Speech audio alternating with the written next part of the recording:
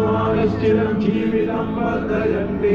नमो गङ्गायमुनयोर्मुनिभ्यश्च नमो नमो गङ्गायमुनयोर्मुनिभ्यश्च नमः। ॐ शान्ति शान्ति शान्तिः।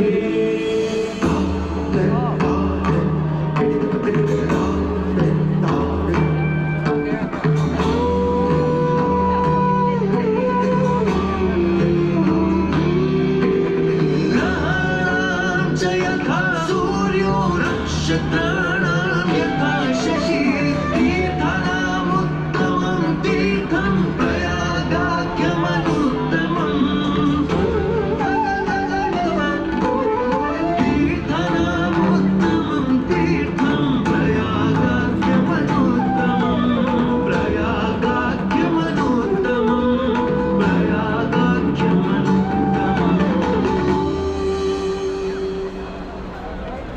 सूर्य ग्रहों में श्रेष्ठ है और चंद्रमा नक्षत्रों में श्रेष्ठ है। उसी प्रकार प्रयाग सभी तीर्थों में सर्वश्रेष्ठ है। पद्म पुराण में वर्णित ये श्लोक जिस तरह प्रयाग की विशेषता को दर्शाता है, उसी तरह इस पावन क्षेत्र का गुणगान करने वाली अनेक पौराणिक कथाएं, किंवदंतियां एवं कहानियां आज भी जनमानस में प्रचलित है। ऐसी ही एक पौराणिक कथा है जो भगवान ब्रह्मा को प्रयाग से जोड़ती है। मान्यताओं के अनुसार भगवान ब्रह्मा को यज्ञ करने हेतु एक दिव्य स्थान की आवश्यकता थी, जिसके चयन को लेकर वे बड़ी ही दुविधा में थे।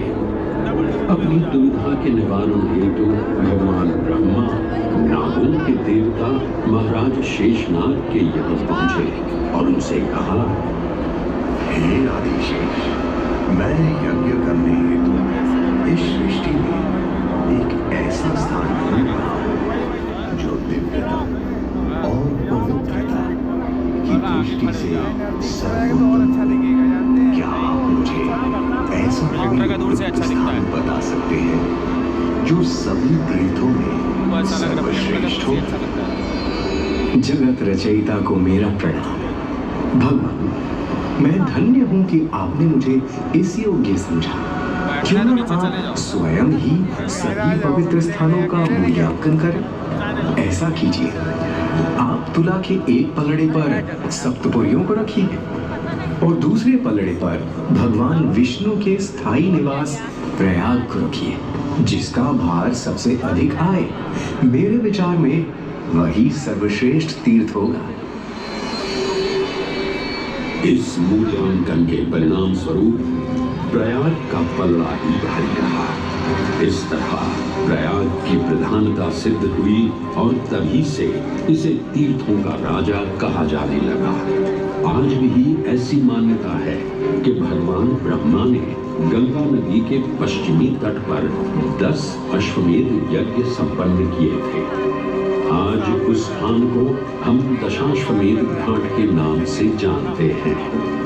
भगवान ब्रह्मा के अलावा इंद्रदेव, वरुण देव एवं सोमदेव ने भी प्रयाग क्षेत्र में ही भगवान विष्णु की आराधना करने हेतु यज्ञ किए थे, जिससे उन्हें भी श्री हरि का आशीर्वाद प्राप्त हुआ।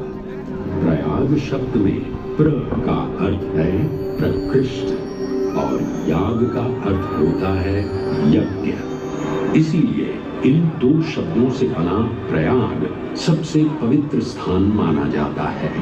प्रयाग ही संसार में एकमात्र ऐसा पावन क्षेत्र है जहां 3 पवित्र नदियों का संगम होता है। इस संगम का भी एक अनूठा महत्व है।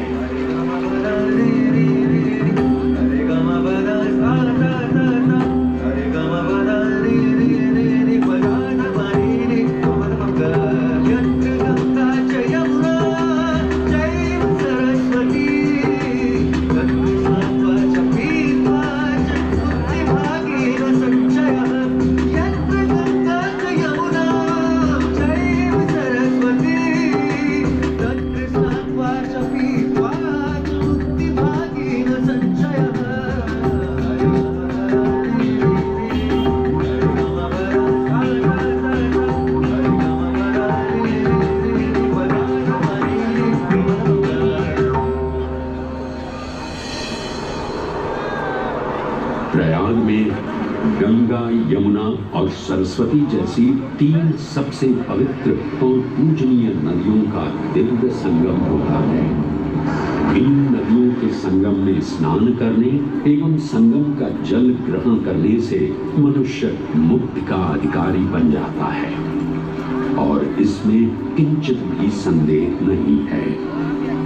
ब्रह्म पुराण में ब्रह्मा जी भी कहते हैं कि प्रयाग में सरस्वती जी अदृश्य रूप में आकर गंगा जी से मिलती हैं। इसलिए इस क्षेत्र को सरस्वती तीर्थ संगम भी कहा गया है। सरस्वती नदी के अदृश्य रूप से मिलने के पीछे भी एक पौराणिक कथा सुनने को मिलती है। ऐसा माना जाता है कि बद्रीनाथ क्षेत्र की गुफाओं में जब वेद व्यास जी भगवान गणेश को महाभारत की कथा सुना रहे थे, तब